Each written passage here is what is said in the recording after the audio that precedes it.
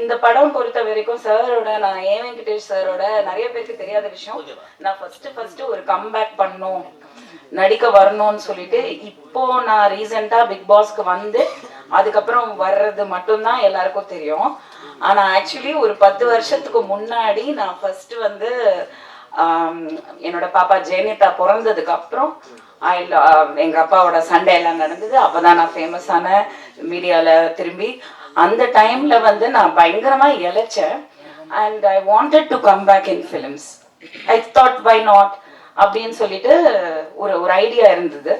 அப்போ வந்து ஏ வெங்கடேஷ் சார் தான் ஆக்சுவலி ஃபர்ஸ்ட் வாய்ப்பு எனக்கு கொடுத்தாரு.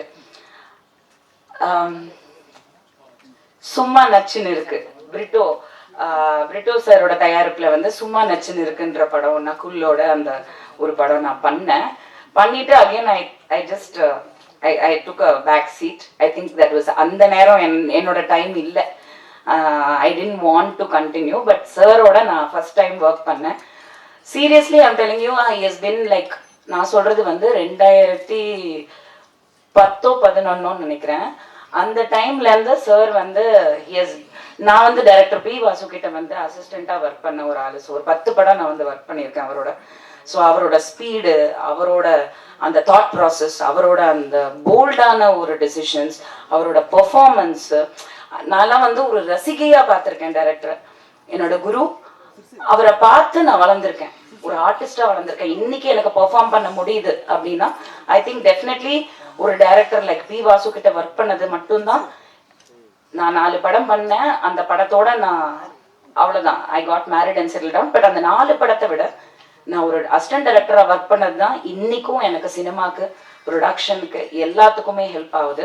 அந்த விதத்துல அந்த வரிசையில பார்க்கும்போது KS ரவிக்குமார் சார், யூனோ தேர் சில டைரக்டர்ஸ் வந்து ஒரு ஹீரோவை விட ஒரு ஜாஸ்தி ஒரு பர்சோனா, ஒரு அவங்கக்குள்ள ஒரு தேஜஸ், அவங்கக்குள்ள ஒரு ஸ்பீடு, ஒரு நம்ம ரசிப்போம், ஒரு ஆர்டிஸ்டா ரசிப்போம் இந்த டைரக்டரை. அந்த மாதிரி நான் ஒர்க் பண்ணதுல வந்து A Venkatesh sir is one of the ace directors. ரொம்ப அடக்கமான ஒரு you know down to earth person. யாருமே வந்து அவர் பந்தாவே பண்ணிக்க மாட்டாரு. அவர் அவ்வளோ ஸ்வீட். த்ரூ த இயர்ஸ் நான் இப்போ ஒரு 4 படம் ஒர்க் பண்ணிட்டேன் அவரோட. அண்ட் அவர் இந்த படத்துக்கு கூப்பிட்டப்போ ஒரு 2 days ஆக்சுவலி என்ன ஆச்சுன்னா, இங்க இருக்க தேன்மொழி என்னோட ஆக்ட்ரஸ், அவங்க மூலியமா தான் இந்த மாதிரி ஒரு படம் எடுக்கிறாங்க. சார் வந்து என்ன கேட்டாரு, ஒரு 2-3 days தான் ஒர்க்கு, பட் ஒரு நல்ல ரோலு அப்படின்னு சொன்னாங்க. அப்புறம் எனக்கு காலே வரல. சம்திங் ஹேப்பன், யாரோ நடுவில் வந்து விளையாடிட்டாங்க ஆஸ் யூஷுவல். எனக்கு கால் வரல. எனக்கு வந்து சார் படம்னோன்னா, நான் யாருக்கும் அந்த மாதிரி கால் பண்ண மாட்டேன். சார் படம்னோன்னா நான் வந்துட்டு நம்பர் வாங்கி ஸ்பெசிஃபிக்கா சாருக்கு கால் பண்ணேன். நான் சொன்னேன், சார் என்ன சார் நீங்க ஏதோ இந்த ஒரு கேரக்டர் ஏதோ நீங்க சொன்னீங்களா, அதுக்கப்புறம் என்னாச்சு சார்னோன்னா அவருக்கே தெரியல. அவர் சொன்னார், ஏமா உங்களை அப்ரோச் பண்ணாங்களாமே, நீங்க ரொம்ப பணம் கேட்டீங்களாமே. நான் சொன்னேன், சார் என்னை பத்தி கொஞ்சம் விசாரிச்சுட்டு பேசுங்க, நான் வந்து நிறைய பணம் கேட்டேன்னு சொன்னா தயவு செஞ்சு நம்பாதீங்க அப்படின்னு. அப்படியா, சரி ஓகே நான் பேசுறேன். நான் சொன்னேன், சார் நீங்க எதுவுமே பேசாதீங்க, எப்போ ஷூட்டிங், எங்க லொகேஷன் மட்டும் சொல்லுங்க, நீங்க என்ன கொடுத்தாலும் நான் வாங்கிக்கிறேன். ஆனா உங்க படத்துல நீங்க அந்த கேரக்டருக்கு கூப்பிட்டுட்டு நான் வராம இருக்க மாட்டேன் அப்படி சொல்லி நானா லொகேஷன் போய் ஒர்க் பண்ண ஒரு படம்னா அது தில் ராஜா தான்.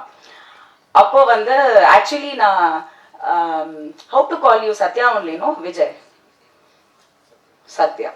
ஸோ சத்யாவை நான் பார்த்தப்போ நான் ஏதோ இவர் டைரக்டர்ஸை சொன்ன மாதிரி நான் சொன்னேன், நான் நினைச்சேன் ஏதோ எனக்கு சிம்ரனோட ஹஸ்பண்ட் ஞாபகம் வந்தது. ஆக்சுவலி தீபக் தான் ஞாபகம் வந்தது. ஆக்சுவலி ஒரு younger version of Deepak, really you know, because அப்போத்துல இருந்து நான் பாக்குறதுனால எனக்கு ஏதோ ஹிந்திக்கார பையன் போல இருக்கு, ஓகே அப்படின்னு நினைச்சேன்.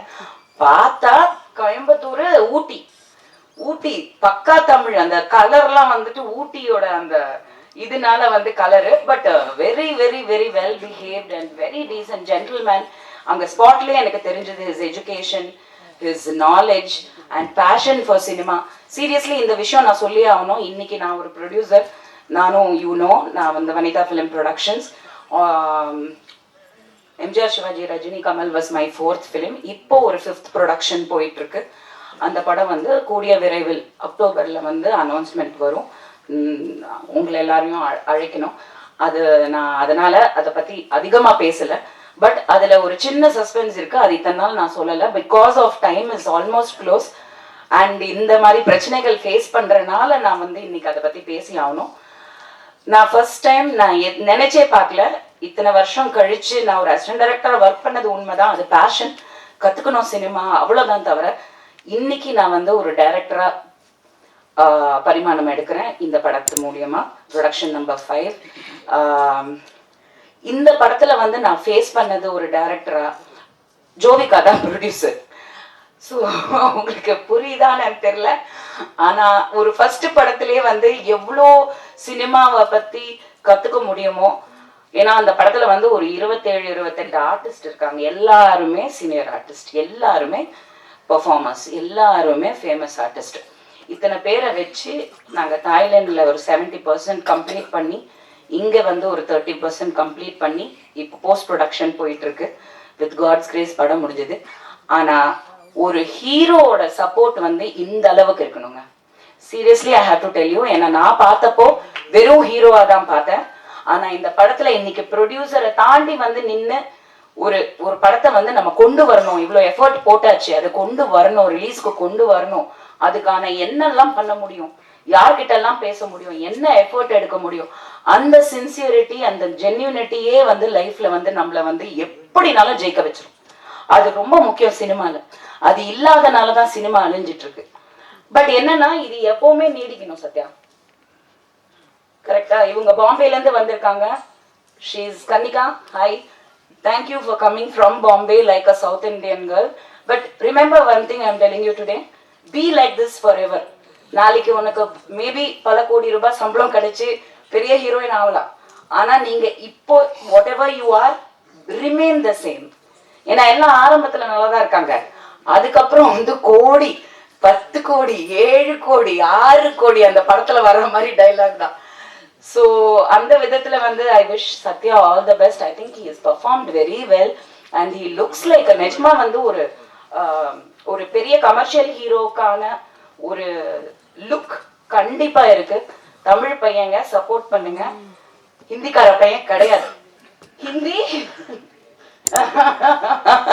ஹிந்தி தெரியாது போடாது அந்த மாதிரி. And I thank A Venkatesh sir and Ambareesh and K Rajan sir. நான் சொன்ன மாதிரி இந்த படத்துல ஹீரோயின் வரல, லேடி ஆர்டிஸ்ட் வரலன்னா ஃபர்ஸ்ட் இவர் வந்துருவாரு.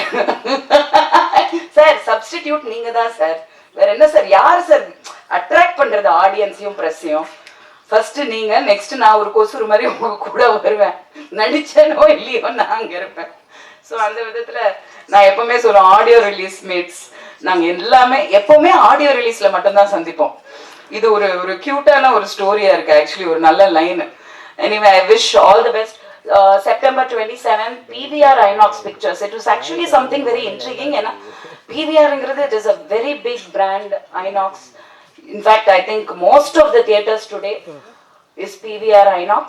எல்லாத்துலயுமே அவங்க வந்து they have taken over. So அவ்வளோ பெரிய பிராண்ட் வந்து இந்த படத்தை ரிலீஸ் பண்ணதுன்னா, நான் படம் பார்க்கல பட் டப்பிங் பண்ணேன். So I see in the gist of the film and நாங்கள் ஒர்க் பண்ணும் போது கிளைமேக்ஸ் எல்லாம் நடந்தது. ஸோ அப்படி இருக்கும்போது இவ்வளோ பெரிய பிராண்ட் வந்து ஒரு படத்தை ரிலீஸ்க்கு கொண்டு வராங்க அவங்க தியேட்டர்ஸ்லன்னா, கண்டிப்பா அதுல வந்து there is definitely stuff in it. 100% தியேட்டர்ஸ்ல போய் பாப்கார்ன் வாங்கிட்டு படம் பார்ப்போம்.